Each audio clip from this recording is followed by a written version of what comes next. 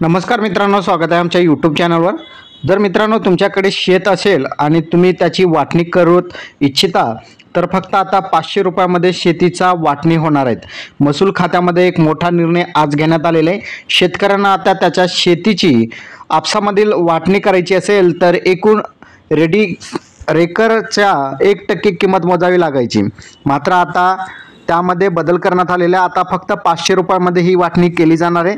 त्यामुळे शेतकऱ्यांना आता मोठा दिलासा मिळालेला आहे। राज्य सरकारने या निर्णयामुळे शेतकऱ्यांना मोठा फायदा होणार आहे। याआधी शेतीच्या वाटणी पत्रांच्या दस्तांसाठी मोठी रक्कम मोजावी लागायची, पण आता राज्य सरकारने एक मोठा निर्णय घेतलेला आहे। आपापसातील जी वाटणी आहे त्याच्यासाठी फक्त आता 500 रुपये एवढी रक्कम मोजावी लागणार आहे आणि या 500 रुपयामध्ये तुम्ही तुमच्या शेतींची वाटणी करू शकता।